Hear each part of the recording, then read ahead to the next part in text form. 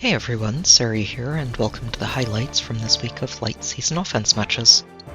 Eirika's banner solved a few problems for me. I've been wanting to update Nergal's skill set, but guard didn't feel like the right echo skill for him, and I hadn't quite figured out the best way to start duplicating Breath of Life.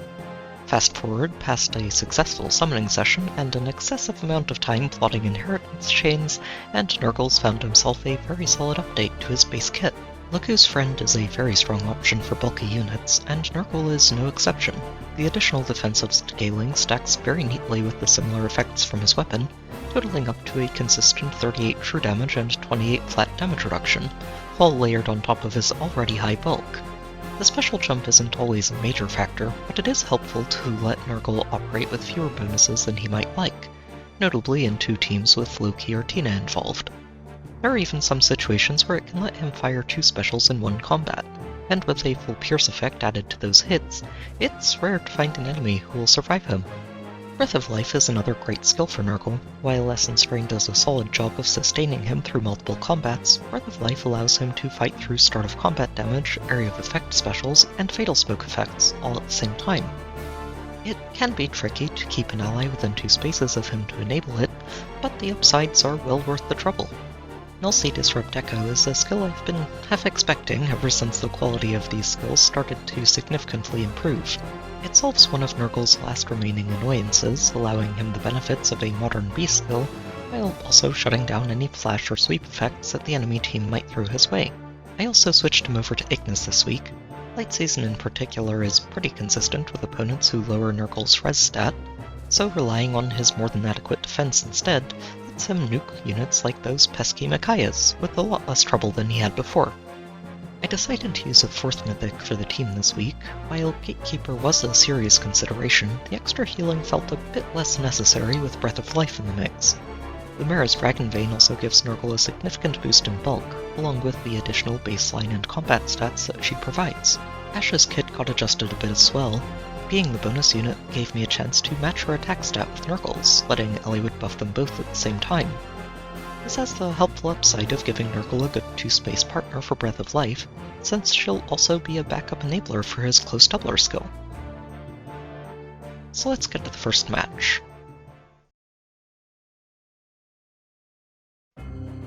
This match had a pretty impressively invested team, despite a curious lack of seals on most of them.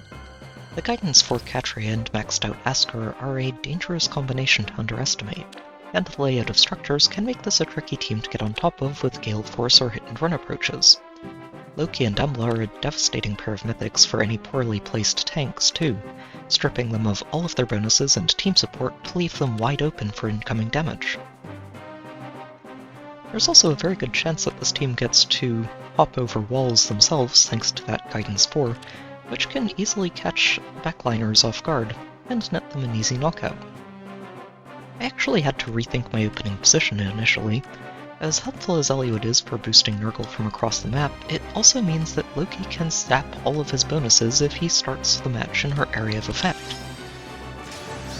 Thankfully, it wasn't too difficult to readjust, and with a bit of creative warping we can have Nergal open up a path for Kvasir to attack him, while keeping him fully supported by the rest of his team, and also keeping them safe from anyone reaching them at the same time. I understand. It will be done.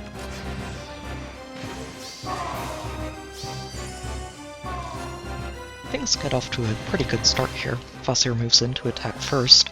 She's not really a threat to Nergal, even with the quads, but the built-in panic in her weapon means that she gets a priority in attacking over her allies as long as nobody can find a knockout. Thankfully, panic isn't something that really worries Nergal here, with Eliwood's null panic protecting his own bonuses, and also working for Ashe. He gets to keep his distant doubler online even through any lull effects.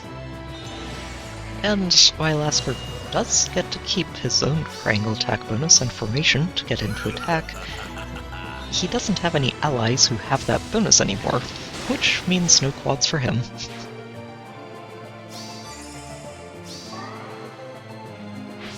The attack position does mean that we are also stealing Embla's +1 movement bonus. which means she doesn't get to move in and get herself knocked I out. do not object. And Loki's position at the start of this turn does make things a little more awkward for us, since Lord, she's ask sapped this, I guess. Nergal's Essence Drain, promise. and we need to make sure that he only has 2 bonuses at most going into the coming turn, or she'll just zap them all again. Thankfully, 2 bonuses is all he needs to attack into Byleth. The Winters? Blessing. Take absolutely no damage on the counterattack, Foolishness. and finish him off with the second swing.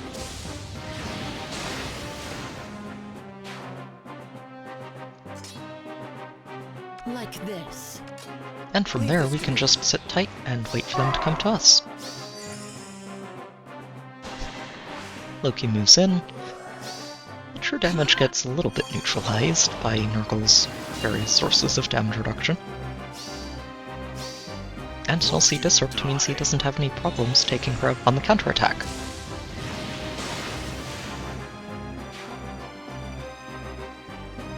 And since we're not stealing her movement bonus this time, Embla moves in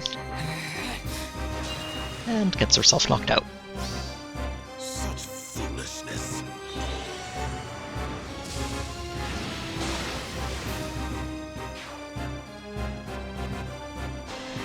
Catria's the last one who can reach us this turn, and, well, she tried to do some damage with that third Sparrow,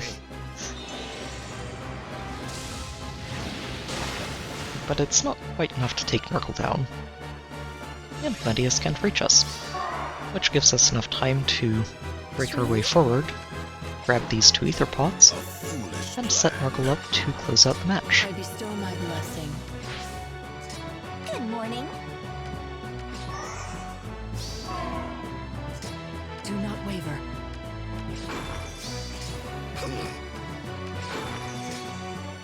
What next?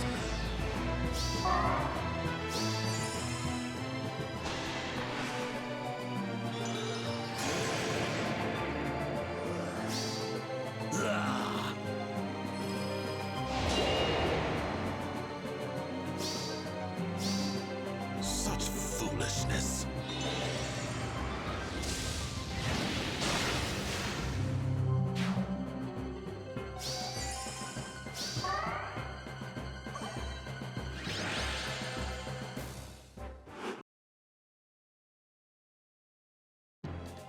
This team was a really fun one to run into. While it's also featuring some questionable choices and seals, where they're even equipped, a maxed out bonus week emblem Celica is not an opponent to take lightly. Summer Golveg, also in her bonus week, is a nice color complement for her, especially when carrying Celica's ring to maximize her chances of picking off an easy target with one of her actions. Emblem Ike rounds out their front line, and Brave Corrin is a reasonable deterrent to ranged approaches, especially after her first turn. The wall of structures and terrain at the bottom makes this a fairly cramped starting position, and together with the traps along their front lines, this can be a headache to navigate in the player phase. Navigating around the warp ranges made planning this first turn a bit tricky, but thanks to a bit of guidance mobility, we can set Nergal up with full team support once again. Quintessence. Maybe this way. Planting him above this fortress means that he's going to get attacked by Ike, Celica, and Golveg all at the same time, and I'm pretty sure he can handle it without any problems. Golveg moves in first, which is a good sign. She has a pretty significant amount of visible damage that she can do here, but that gets mitigated down to a very manageable level. And while she does have a lot of damage reduction going on for that counterattack, it's still pierceable, which means Nergal doesn't have any problems taking her out. Ike moving in second is a bad sign for Ike. And, well, Party Bearing is a pretty good way to make sure that Ike just never gets a chance to fire that either, even if he was going to survive the combat in the first place. Celica moves in third, and, well, while she does have that Warp Ragnarok firing away, it doesn't do any damage. mostly thanks to the engaged Ike that we're using here.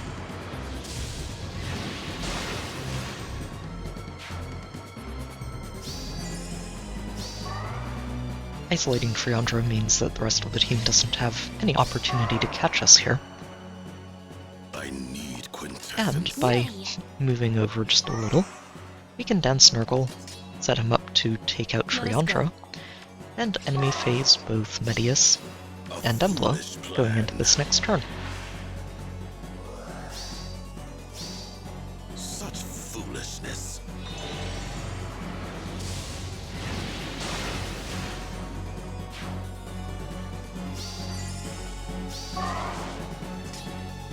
Leave this to me. Lord, ask her guide us. It will be done.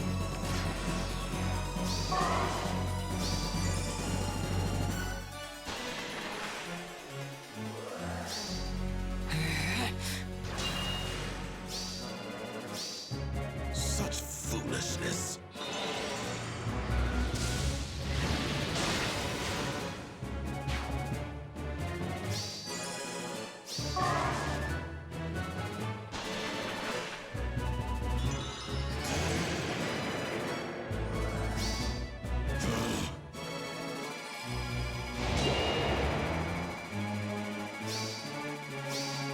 Disperse.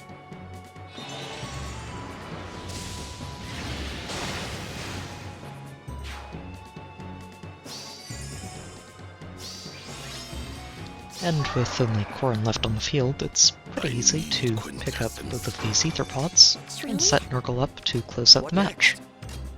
Maybe this way. It's a promise. A foolish plan. Like this.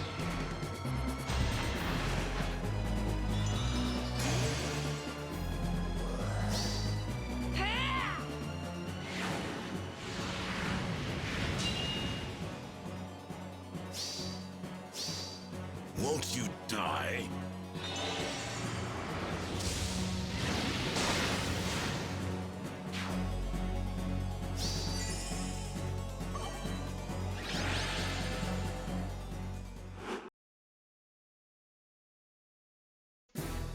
This defense was a very neat layout to run into. I haven't seen the Vanaheim map too often since its release, but this team does an excellent job of using the terrain to their advantage. Eirika is a key part of this. Giving her infantry allies the ability to ignore difficult terrain can extend the team's reach far beyond what you might be prepared for. And that's if Micaiah's all-movement guidance doesn't get you on the other side. Micaiah and Tina also form an intimidating pair of disruptors. Tina's ability to steal bonuses is very dangerous for bonus-reliant units, like Nergal, while Micaiah's combination of penalties and cleansing can wreak havoc without the proper planning. They're not lacking in firepower either. Leon and Igreen are a well-matched pair of threats, tackling enemy tanks through both sweep and AoE effects, while Micaiah can easily succeed in stat-checking them. Figuring out how to approach this with Nergal was a fascinating puzzle. I really wanted to find a way to snipe Tina before setting him up to tank Leon and Igreen, but Igreen's extra movement and forest walking made it very difficult to find a safe space for an ally to keep Breath of Life online. I ended up deciding on a more creative solution, and with Nergal involved, I guess that does mean dark magic. By having Peony dance Ash directly, we can force Tina to steal her bonuses instead of Nergal's, and while that does give the enemy team access to Essence Drain and Bonus Doubler, Nergal gets to keep them as well, which really just means that the entire set of bonuses gets passed back and forth like a hot potato. Such foolishness. And while Leon's 50 start of combat damage is pretty intimidating, it doesn't help when Nergal gets to heal almost all of that right back over the course of the combat. Igreen gets to do a chunk of AoE as well, but Breath of Life covers that too, and she still can't do any damage to him with her normal attacks. Foolishness.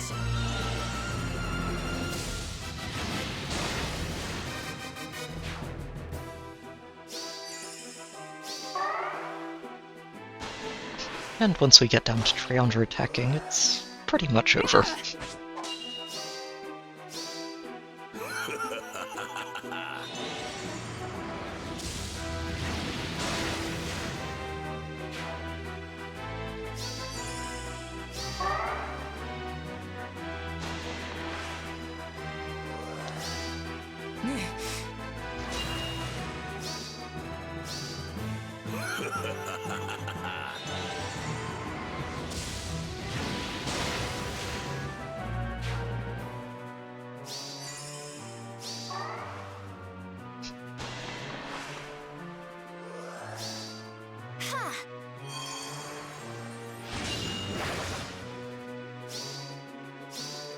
Disperse.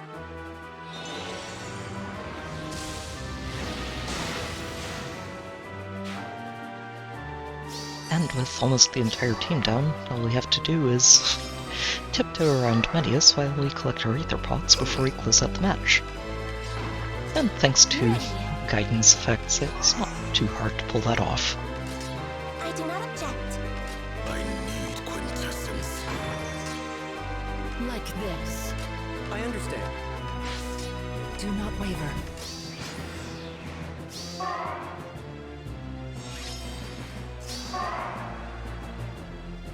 Lord Asker, guide us. A foolish plan. Maybe this way.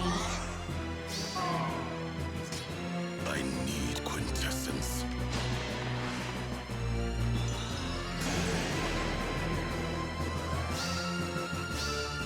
Such foolishness.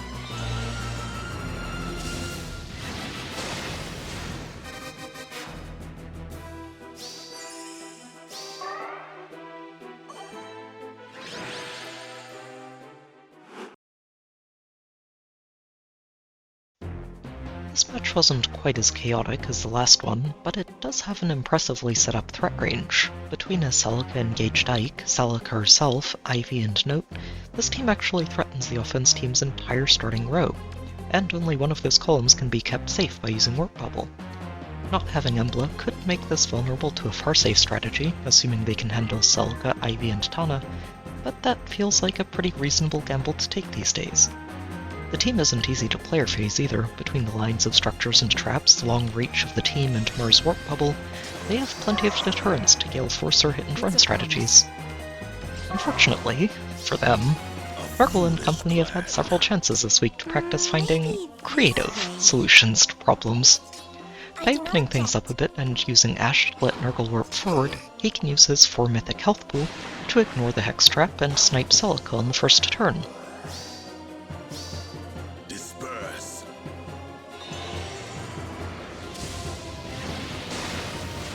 With Celica out of the picture, the threat range becomes significantly easier to navigate, What next? and we can just have Nergal set his feet and tank most of the remaining team.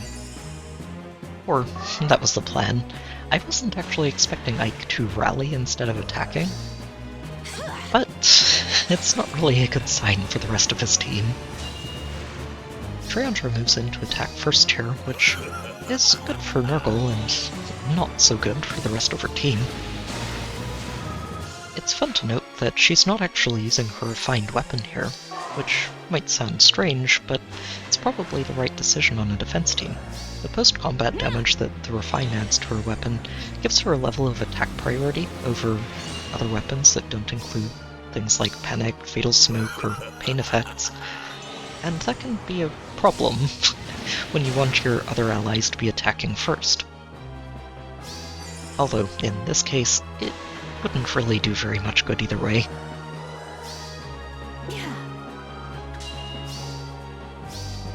Won't you die?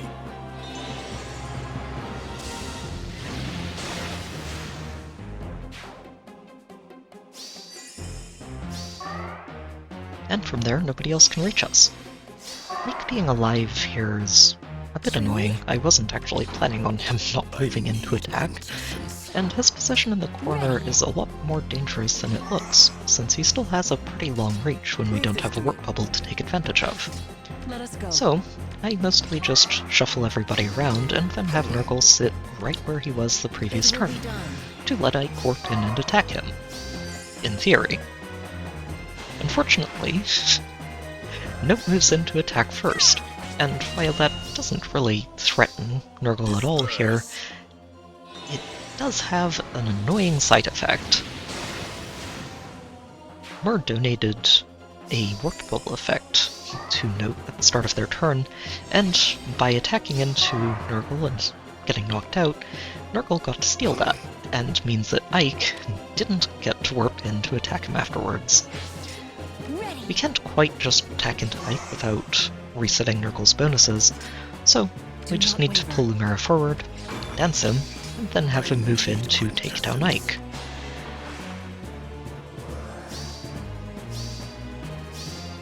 Disperse.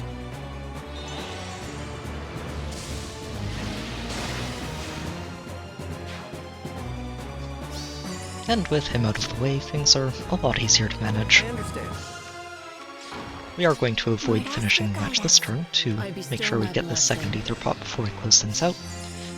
But Mer's not really going to be able to catch us on her own, and once we grab that pot, Leave this to me. it's pretty smooth sailing from there.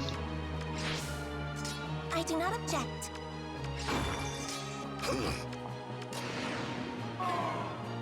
Ready. I need quintessence.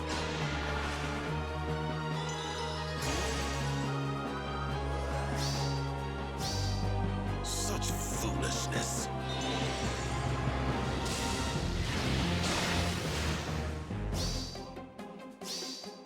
A message of love.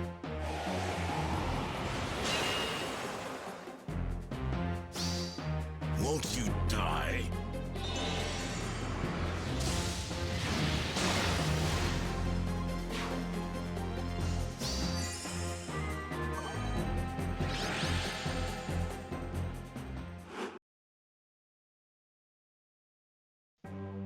This match was a fun way to close out the week. It's got a whole blend of threats to deal with.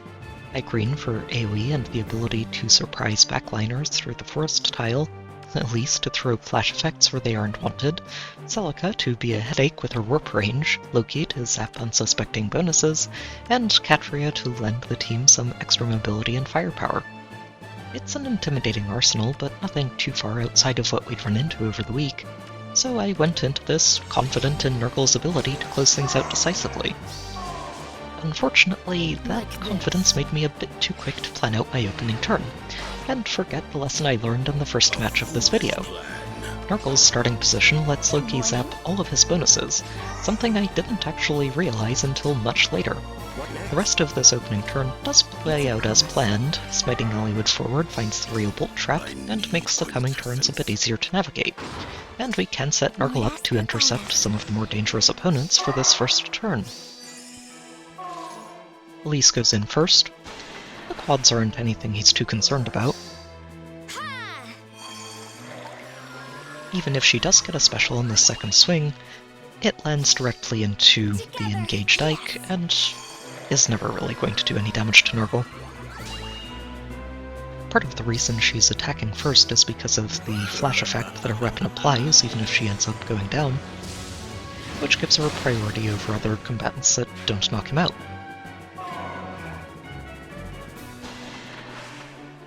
This is about where I started wondering what was going wrong. I was expecting, after Elise attacked, for Note to end up losing her bonuses for my green, so I wasn't expecting Note to be able to reach Nergal here. Or for this dance to come through, and let Green attack into him. And thankfully, Breath of Life does a pretty good job of patching him back up after that. And she's not really going to be able to take him out in combat, or survive this counterattack. Celica warps in next, and, as before, isn't really able to threaten Nergal thanks to Hardy Bearing. Protect you.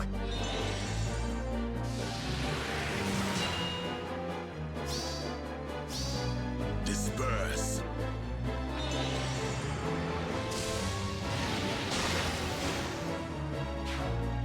Which just leaves Katria and Loki to not be able to reach us. This is where I did a little bit of thinking and realized, oh, we didn't have Essence Drain active for that turn, but thankfully it worked out anyway. And by being a little more aggressive with our positioning, we can have Nergal pick off Patria,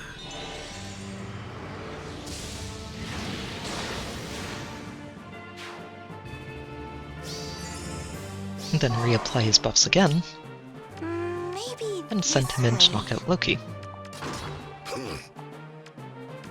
Positioning Lumera further forwards here means that we aren't going to end the match immediately. By building a wall in front of Sigurd, he's always going to attack the unit that he has the best chance of surviving. In this case, Lumera can't counterattack him at all, I do not object. which means he'll only attack her and buys us an extra turn to reach these Aether pots before we close things out.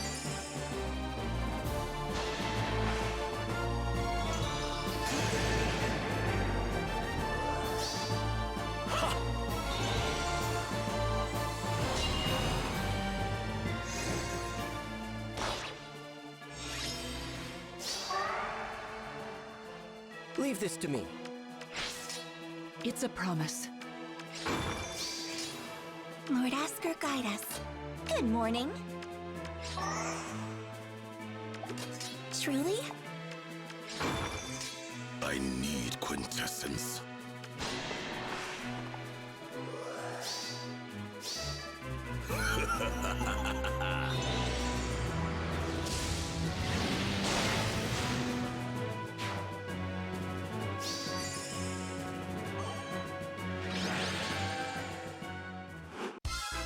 I had a great time this week. It's always a good feeling to commit to a major investment of skills and then see positive results. I'm looking forward to having Nergal as a mainstay on my teams, though he might wind up settling down over in Astra Seasons. Essence Drain should be a very useful way to keep a certain new anima mythic under control. I also have a Discord channel if you'd like to hang out and chat, there's a link in the description, and I've also got a Patreon link there if you'd like to help support the channel. As always, I hope you've enjoyed the video, good luck with your own matches, and I'll see you next time.